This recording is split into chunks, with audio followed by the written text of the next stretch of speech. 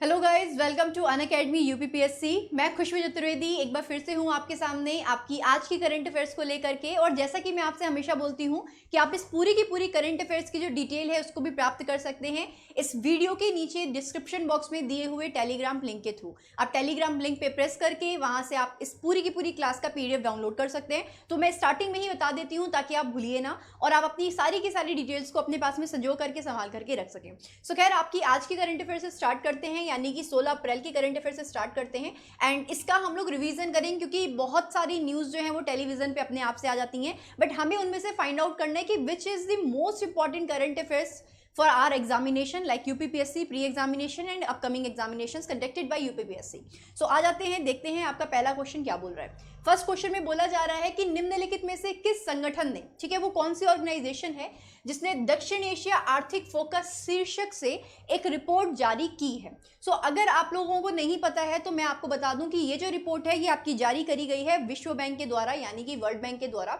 So other options को देखने की हमें आवश्यकता ही नहीं है, हम डायरेक्ट आंसर पढ़ लेंगे कि विश्व बैंक के द्वारा क्या करी गई है, ये रिपोर्ट जारी करी गई है। डिटेल में इसको देख लेते हैं। बोल रहे हैं कि विश्व बैंक ने हाल ही में साउथ एशिया आर्थिक फोकस नाम से अपनी द्विवार्षिक एक रिपोर्ट जारी की है। इस रिपोर्ट में दक्षिण एशियाई क्षेत्र के 8 देशों की, ये इंपॉर्टेंट है, आपको ये याद रखना है, कितने देशों की, 8 देशों की आर्थिक वृद्धि यानी कि इकोनॉमिक ग्रोथ दर्ज में आपकी जो गिरावट आने का आसार है वो व्यक्त किया गया है। आपको बता दूं कि विश्व बैंक के अनुसार वित्त जो 1 अप्रैल से शुरू हुए वर्ष 2020 में भारत की अर्थव्यवस्था 1.5% से 2.8% तक बढ़ने की उम्मीद है।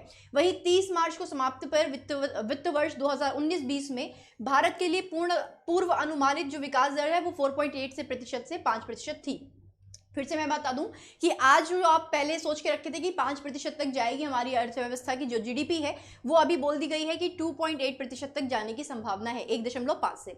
आपको बता दूं कि विश्व बैंक के दक्षिण एशियाई आर्थिक फोकस आर्थिक अद्यतन के अनुसार, ये आपको ये जो टॉपिक है, ये जो शीर्षक है, आपको ये याद करना है, ये इंपॉर्टेंट है कि जो दक्षिण एशियाई आर्थिक फोकस आर्थिक अद्यतन के अनुसार कोविड-19 महामारी के कारण वित्त वर्ष 2020-21 में भारत की आर्थिक विकास की दर की वर्ष 1991 के उत्तरीकरण के बाद सबसे खराब रहने की संभावना है। आपको पता होगा कि एलपीजी को 1991 में जारी किया गया था, उस वक्त भी हमारी जो स्थिति थी वो बहुत ही ज़्यादा अच्छी नहीं थी। आज भी हम उसी को सही करने की कगार पे हैं, उसी स्थिति में जाने या उससे भी बदतर स्थिति में जाने की कगार पे हैं कोविड-19 की वजह से। यह दक्षिण एशिया में हुआ हालिया आर्थिक विकास तथा निकट भविष्य के आर्थिक दृष्टिकोण को पेश करने वाला एक अर्धवार्षिक आर्थिक अद्यतन है। ठीक है, आपसे बोला जा रहा है कि इसमें दक्षिण एशिया के 8 देशों, जिनमें नाम है अफगानिस्तान का, बांग्लादेश का, भूटान का, भारत का, मालदीव्स का, नेपाल का, पाकिस्तान का और श्रीलंका, इन सभी को क्या किया गया है, इसमें कवर किया गया है। आपको बता दूं कि इस आर्थिक अद्यतन में दक्षिण एशियाई देशों की आर्थिक स्थिरता, इकोनॉमिक स्टेबिलिटी, उनके डेवलपमेंट तथा उनकी समृद्धि का गहन विश्लेषण एनालिसिस जो है वो प्रस्तुत किया जाता है। अबाउट वर्ल्ड बैंक में बताऊं आपको कि विश्व बैंक ऋण देने वाली एक ऐसी संस्था है जिसका उद्देश्य विभिन्न देशों की अर्थव्यवस्थाओं को एक व्यापक विश्व अर्थव्यवस्था में शामिल करना और विकासशील देशों में गरीबी उन्मूलन का यानी कि इरेडिकेशन का प्रयास करना है। विश्व बैंक का मुख्यालय वॉशिंगटन डीसी में है, जो कि यूएसए में पड़ता है। इसकी स्थापना 1945 को हुई थी। इसके कुल जो सदस्य देश हैं या राष्ट्र, उनकी संख्या क्या है, आपकी 189 है। इसका आदर्श वाक्य निर्धनता मुक्त विश्व के लिए कार्य करना है। सो आप देख सकते हो कि जो आपका ऑफिस है वो ये है आपका।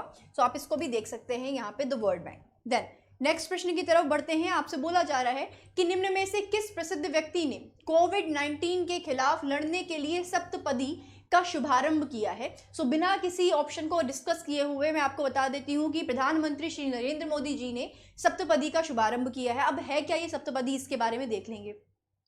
सप्तपदी का शुभारंभ प्रधानमंत्री नरेंद्र मोदी ने 14 अप्रैल 2020 को किया। ये कोविड-19 के खिलाफ लड़ने के लिए स्टार्ट किया गया एक आपका इनिशिएशन है। कोरोना वायरस से लड़ने के लिए सप्तपदी 7 मंत्र हैं, यानी कि आपके 7 क्या हैं, आपके रूल्स हैं जो आपको फॉलो करने होंगे। बोला गया है कि प्रधानमंत्री मोदी ने 3 मई 2020 तक लॉकडाउन को आगे बढ़ाने की घोषणा की है। वायरस के प्रसार के आधार पर देश को लाल, नारंगी और हरे रंग के क्षेत्रों में सीमांकित करने के बाद यह निर्णय लिया गया है। आपको ये कलर याद करने होंगे। निम्न में ऐसे वो कौन सा कलर है जिसमें राष्ट्र के जो राज्य हैं, आपके जो रेड जोन है या जो एरिया है जहाँ पे कोविड-19 के केसेस बढ़ सकते हैं या बढ़ने के चांसेस हैं, तो उनको इस कलर से हमने इंडिकेट किया है। आपको बता दूं कि वरिष्ठ नागरिकों और बुजुर्गों की विशेष देखभाल करनी चाहिए, हमारा सप्तपदी का पहला मंत्र है। दूसरा, सोशल डिस्टेंसिंग और लॉकडाउन नियमों का कड़ाई से पालन किया जाना चाहिए। आयुष मंत्रालय द्वारा जारी दिशा निर्देश के आधार पर नागरिकों को अपनी प्रतिरक्षा को बढ़ावा देना चाहिए। मैं ये सभी को बताती हूँ कि भाई अपना विटामिन सी का जो सोर्स है उसको बढ़ा के चलिए, नारियल पानी पीते रहिए, खूब सारा पानी पीती रहिए। Then Aarogya Setu mobile application जरूर डाउनलोड करिए अपने फोन में एंड उसमें सही एक्यूरेट जानकारियां फिल करिए। मैंने भी भरा है या मैंने भी इंस्टॉल किया अपने फोन पे। जरूरतमंदों और गरीबों को आश्रय भोजन प्रदान करें। भाई जिनके साथ में कोई नहीं है उसके साथ में सब कुछ होना चाहिए, सबको होना चाहिए। देन सहकर्मियों के प्रति अनुकंपा और भुगतान कटौती तथा नागरिकों से आपसे बोल रहे हैं कि नौकरी के से कटौती से बचें। ठीक है, आपसे बोला जा रहा है कि डॉक्टर, नर्सों और स्वच्छता कार्यकर्ता जैसे स्वास्थ्य पेशावरों के प्रति सम्मान दिखाना।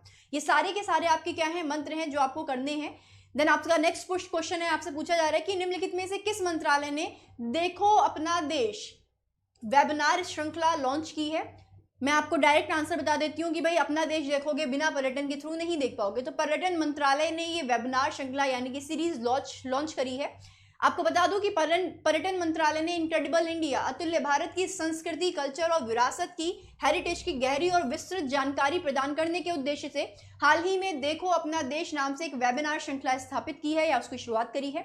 श्रृंखला के पहले वेबिनार में दिल्ली के लंबे इतिहास को दर्शाया गया है। इस वेबिनार का शीर्षक सिटी ऑफ सिटीज, ठीक है, फिर से मैं बोल दूं, city of cities Delhi's personal diary था। देन आपको बता दूं कि पर्यटन मंत्रालय के अनुसार कोविड-19 के कारण घरेलू और अंतर्राष्ट्रीय पर्यटन तथा आवागमन काफी अधिक प्रभावित हुआ है, किंतु प्रौद्योगिकी के कारण स्थानों और गंतव्यों तक आभासी रूप से पहुंचना और बाद के दिनों के लिए अपनी यात्रा की योजनाएं बनाना संभव है। इसी सिद्धांत के आधार पर इस वेबिनार की शुरुआत या श्रृंखला की शुरुआत की गई है। वेबिनार जो है जल्दी पब्लिक डोमेन में उपलब्ध होगा। अगला वेबिनार जो होगा आपका वो 16 अप्रैल यानी कि आज को सुबह 11 बजे से दोपहर 12 बजे तक और आगंतुकों को कोलकाता के अद्भुत शहर में लेके जाएगा। तो दिल्ली हो गया हमारा, कोलकाता आज हो गया एंड देन देखते हैं इसमें क्या है और कब पब्लिक को इसको देखने को मिलता है। आपका नेक्स्ट प्रश्न है, आपसे इसमें बोल रहे हैं कि स्वयं प्रभा के संदर्भ में निम्नलिखित कथनों पर विचार करिए। यह 45 DTH चैनलों का एक समूह है जो जीसैट जियोसिंक्रोनस सैटेलाइट 15 उपग्रह का उपयोग कर 24/7 आधार पर उच्च गुणवत्ता वाले शैक्षिक कार्यक्रमों के प्रसारण के लिए समर्पित है। नंबर 2, चैनल BISAG गांधीनगर से अपलिंक किए गए हैं। आपसे बोल रहे हैं इनफ्लिबनेट सेंटर वेब पोर्टल का रखरखाव करता है। ऊपर दिए गए कथनों में से कौन सा सही है? मैं इसको अपने आप से आंसर नहीं करूंगी, मैं चाहूंगी कि आप सब लोग पढ़ें और उसके बाद एनालाइज करें इसका आंसर और सोचिए कि क्या क्या पूछा गया है। आपसे बोला गया है कि केंद्रीय मानव संसाधन विकास मंत्री श्री रमेश पोखरियाल निशंक जी, जिनको निशंक के नाम से भी जानते हैं, एवं केंद्रीय सूचना एवं प्रसारण मंत्री श्री प्रकाश जावड़ेकर के आग्रह पर टाटा स्काई एवं एयरटेल DTH ऑपरेटरों ने अपने DTH प्लेटफॉर्म पर 3 स्वयंप्रभा DTH चैनलों को एयर करने पर सहमति जताई है। तो आपको याद रखना है यहाँ पे कि टाटा स्काई है, एयरटेल DTH है और DTH प्लेटफॉर्म पर आपका क्या किया है, स्वयंप्रभा को स्टार्ट किया है। स्वयंप्रभा उन लोगों के लिए सीखने का एक प्रभावी साधन है जिनके घर में इंटरनेट की सुविधा नहीं है। आपको बता दूं कि स्वयंप्रभा 32 DTH चैनलों का एक समूह है जो जीसैट 15 उपग्रह का उपयोग कर 24/7 आधार पर उच्च गुणवत्ता वाले शैक्षिक कार्यक्रमों के प्रसारण के लिए समर्पित है।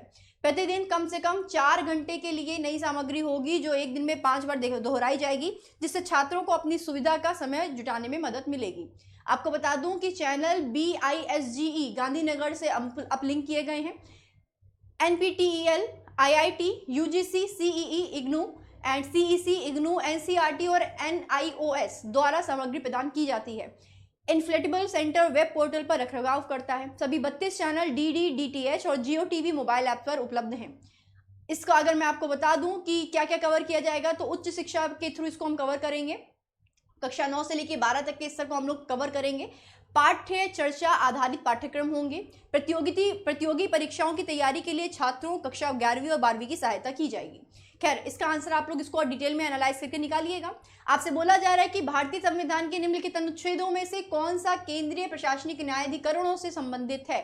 अनुच्छेद 320, अनुच्छेद 323 ए, अनुच्छेद 320 ए और अनुच्छेद 323। तो भाई मेरे को तो पता है इसका आंसर, बट आप पढ़ लीजिए इसके बारे में। बोला जा रहा है कि कोविड-19 लॉकडाउन के बीच कार्य करने में असमर्थता के बारे में हाल ही में केंद्रीय प्रशासनिक न्यायाधिकरण द्वारा एक प्रेस विज्ञप्ति जारी की गई है। प्रेस विज्ञप्ति के अनुसार वीडियो कॉन्फ्रेंसिंग के माध्यम से श्री न्यायाधिकरण द्वारा काम करना संभव नहीं था, क्योंकि सुविधाओं का अभाव था और सुविधाओं की खरीद करने में भी बाधाएं थी। अतः आपको मैं बता दूं कि केंद्रीय प्रशासनिक न्यायाधिकरण के अंतर्गत केंद्र सरकार को केंद्र और राज्यों के कार्य संचालन के संबंध में, लोक सेवा और पदों पर नियुक्त व्यक्तियों की भर्ती और सेवा शर्तों के संबंध में विवादों और शिकायतों के निपटारे हेतु संसद द्वारा पारित अधिनियम के अंतर्गत प्रशासनिक न्यायाधिकरण स्थापित करने की शक्ति प्राप्त है। यह अनुच्छेद 323 ए, याद रखना है आपको, आर्टिकल 323 ए द्वारा भारत के संविधान के संशोधन के अनुसरण में किया गया था। संविधान का भाग जो आपका 16th ए है, आप बोल सकते हो 14th ए है, उसमें अधिकरण प्रदान करता है कि प्रावधानों को 1976 के 42वें संशोधन अधिनियम के माध्यम से जोड़ा गया। अनुच्छेद 323 का और अनुच्छेद 323 का क्रमशः अन्य मामलों से संबंधित प्रशासनिक न्यायाधिकरण अथवा अधिकरण और अधिकरण प्रदान करते हैं। संसद द्वारा 1985 में पारित प्रशासनिक न्यायाधिकरण अधिनियम केंद्रीय प्रशासनिक न्यायाधिकरण और राज्य प्रशासनिक न्यायाधिकरण की स्थापना के लिए केंद्र सरकार द्वारा केंद्र सरकार को अधिकृत करता है, उसको अथॉरिटी देता है। देन पूछा जा रहा है आपके प्रश्न में कि यूनियन बैंक ऑफ इंडिया के कार्यकारी निर्देशक के रूप में किसे नियुक्त किया गया है। भाई आपके विरूपाक्ष मिश्रा जी को नियुक्त किया गया है, इनके बारे में पढ़ लेते हैं। आपको बता दें कि कॉर्पोरेशन और आंध्रा बैंक का यूनियन बैंक ऑफ इंडिया में विलय होने के बाद, ये याद रखिएगा कि कॉर्पोरेशन बैंक 1907 में बना था, आंध्रा बैंक 1937 में, आई थिंक अगर मैं गलत नहीं हूं तो, यूनियन बैंक ऑफ इंडिया में विलय हो गया है इनका। और इनका विलय होने के बाद विरूपाक्ष मिश्रा को यूनियन बैंक ऑफ इंडिया का नया कार्यकारी निर्देशक नियुक्त किया गया है। इससे पहले विरूपाक्ष मिश्रा कॉर्पोरेशन बैंक में कार्यकारी निर्देशक थे। उन्होंने अपने बैंकिंग करियर की शुरुआत 1984 में प्रोबेशनरी ऑफिसर पीओ के रूप में करी थी। उनके पास कई शाखाओं, क्षेत्रीय कार्यालयों और मुख्य रूप से कॉर्पोरेट कार्यालय में विभिन्न प्रशासनिक और कार्यात्मक क्षमताओं में 3 दशकों से अधिक का समृद्ध अनुभव है। अपनी भूमिका के तहत उन्होंने बैंक के क्रेडिट और क्रेडिट मॉनिटरिंग पोर्टफोलियो को संभाला और बैंक के आईटी वर्टिकल का नेतृत्व किया। उन्होंने देश के कई हिस्सों में अपनी सेवाएं भी दी हैं। सो भाई ये हैं आपके विरूपाक्ष मिश्रा जी। देन नेक्स्ट आती हूं मैं इसमें, आपको बता दूं कि बैंक ऑफ इंडिया जो है या यूनियन बैंक ऑफ इंडिया, इसका कब गठन हुआ था, तो ये 1919 में 11 नवंबर 1919 में इसकी स्थापना हुई थी। मुख्यालय मुंबई में है। एमडी और सीईओ आपके राजकिरण राय जी हैं। देन नेक्स्ट प्रश्न है, आपसे बोल रहे हैं कि रिफत चदिरजी का हाल ही में निधन हो गया है। वह अपने डैश के लिए प्रसिद्ध थे। भाई वो अपने वास्तु विद्या के लिए प्रसिद्ध थे। आ जाइए इनके बारे में पढ़ लेते हैं। आपको बता दूं कि आधुनिक इराकी वास्तुकला के जनक के रूप में जाने वाले रिफत चदिरजी जी का हाल ही में यूनाइटेड किंगडम में नोवेल कोरोना वायरस के अनुबंध के बाद निधन हो गया। 93 वर्षीय वास्तुकार और फोटोग्राफर को इराक से कुछ प्रसिद्ध संरचनाओं को डिजाइन करने का श्रेय दिया जाता है, जिसमें बगदाद के तहरीर स्क्वायर के हब में प्रतिष्ठित स्वतंत्रता स्मारक भी शामिल है। सो आपको याद रखना है इसका। 1926 में बगदाद में जन्मे चदिरजी ने लंदन में अध्ययन का कार्य किया या अध्ययन किया और 1950 के दशक में इराक में लौटकर भव्य द अननोन सोल्जर और साथ ही राजधानी के डाकघर और अन्य सार्वजनिक भवनों के सुंदर आर्क डिजाइन किए। चदिरजी लंबे समय से संरक्षण के पैरोकार थे। बगदाद में पारंपरिक इराकी वास्तुकला के विध्वंस को रोकने के लिए सद्दाम के अधीन काम कर रहे थे। ये हैं आपके चदिरजी जी, देख सकते हैं आप लोग इनको। देन आपका नेक्स्ट प्रश्न है, आपसे बोल रहे हैं कि कितने भारतीय अमेरिकियों को गुगेनहाइम ठीक फेलोशिप 2020 से सम्मानित किया गया है। 4 को किया गया है, नाम आपको अभी मैं बता दूंगी, ठीक है, देखिएगा। आ जाइए। हाल ही में भारतीय मूल के 4 अमेरिकियों को उनकी उपलब्धियों और असाधारण प्रतिबद्धता के लिए, ठीक है, एक प्रतिष्ठित गुगेनहाइम फेलोशिप 2020 से सम्मानित किया गया है। आपको बताऊं कि ह्यूस्टन विश्वविद्यालय में mechanical engineering Pradeep Sharma, brown विश्वविद्यालय में अप्लाइड गणित की प्रोफेसर कविता रमन, हार्वर्ड विश्वविद्यालय और कोलंबिया विश्वविद्यालय में योजनाकार और शिक्षक दिलीप दाचुना और डार्टमाउथ कॉलेज में पृथ्वी विज्ञान के प्रोफेसर मुकुल शर्मा को 2020 में गुगेनहाइम फेलोशिप से सम्मानित किया गया है। प्रतिवर्ष लगभग 175 ऐसे फेलोशिप प्रदान किए जाते हैं और इन लोगों का चयन 3000 लोगों में से किया गया है। ये हैं आपके कविता जी हैं, आप देख ही सकते हो, और आपने सभी हैं, तो सभी हैं, जिनमें सबसे ज़्यादा यंग मुझे तो कविता जी ही लग रही हैं। खैर आगे बढ़ते हैं, लड़कियां आगे बढ़ रही हैं। आपके बता दूं कि जो गुगेनहाइम जो फेलोशिप पुरस्कार है इसके बारे में, सो यह संयुक्त राज्य अमेरिका यूएसए के सीनेटर और श्रीमती साइमन गुगेनहेम द्वारा 17 वर्षीय जॉन साइमन गुगेनहेम की याद में 1925 में स्थापित किया गया था। यह कलाकारों, लेखकों, विद्वानों और वैज्ञानिक शोधकर्ताओं को सम्मानित करता है जिन्हें उनकी पिछली उपलब्धियों के आधार पर चुना गया और फाउंडेशन के अधिकारियों ने अपने असाधारण वादे के रूप में वर्णन किया है। और इसकी स्थापना के बाद से 18,000 से अधिक व्यक्तियों के लिए फेलोशिप में 375 मिलियन अमेरिकी डॉलर से अधिक की अनुमति दी है।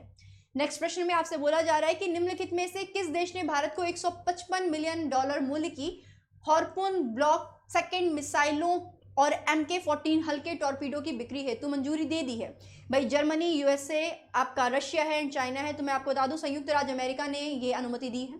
देख लेंगे। अमेरिकी प्रशासन ने 155 बिलियन अमेरिकी डॉलर राशि की harpoon block second air missile या लॉन्च मिसाइलों और हल्के टॉर्पीडो को भारत को बेचने हेतु प्रतिबद्धता के संबंध में संसद को जानकारी प्रदान की है। 10 AGM 84L harpoon block second missile की कीमत 92 मिलियन अमेरिकी डॉलर है, जबकि हल्के वजन के 16 यानी कि 16 MK-54 all round light weight torpedo और 3 MK-54 एक्सरसाइज टॉर्पीडो की कीमत लगभग 63 मिलियन अमेरिकी डॉलर है। भारत हल्के वजन वाले अपने MK-54 टॉर्पीडो को अपने P-84 विमानों से इस्तेमाल करना चाहता है। भारत को इनमें कोई समस्या नहीं होगी। आपको बता दूं कि पेंटागन के अनुसार चीन की ओर से हिंद प्रशांत क्षेत्र में उत्पन्न खतरे से निपटने हेतु भारत की ओर से सौदे का आग्रह किया गया था। देन आपका आखिरी प्रश्न है आपका आज का, प्रतिवर्ष विश्व कला दिवस विश्व स्तर पर किस तिथि को मनाया जाता है? 15 अप्रैल को ये दिवस मनाया जाता है। आप याद रखिएगा, जो कला दिवस है विश्व का, वो 15 अप्रैल को मनाया जाता है। रीजन बता देती हूँ। 15 अप्रैल को विश्व कला दिवस ललित कला का एक अंतर्राष्ट्रीय कार्यक्रम मनाया जाता है। इस दिन को यूनेस्को के साथ ही इंटरनेशनल एसोसिएशन ऑफ आर्ट ने अपनाया ताकि दुनिया भर में रचनात्मक गतिविधियों के बारे में जागरूकता पैदा हो सके। जो पहला आपका विश्व कला दिवस था वो 2012 में इसी दिन मनाया गया था और 15 अप्रैल लियोनार्डो दा विंची की जयंती के सम्मान में चुना गया था। लियोनार्डो दा विंची को सभी ने सुना होगा उनके बारे में। विश्व कला दिवस आधिकारिक तौर पर 2015 में लॉस एंजलिस शहर में पहली बार आयोजित किया गया था। विश्व कला दिवस मनाने के लिए दुनिया भर में कार्यशालाएं, सांस्कृतिक कार्यक्रम, वाद विवाद सम्मेलन और प्रदर्शनियां आयोजित की जाती हैं। आप देख सकते हो कि ये क्या है, आपका विश्व आर्ट डे है या वर्ल्ड आर्ट डे है।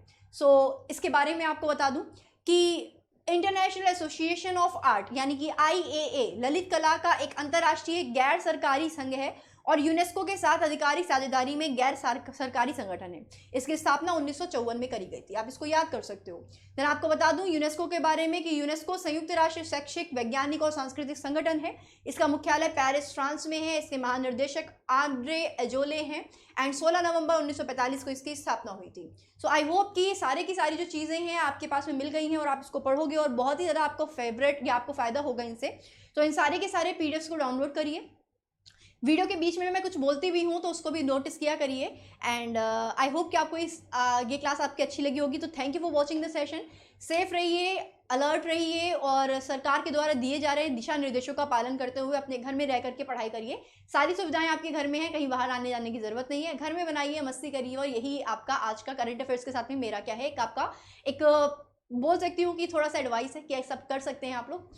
ठीक है। Thank you for watching the session. Bye bye, tata, take care, bye bye.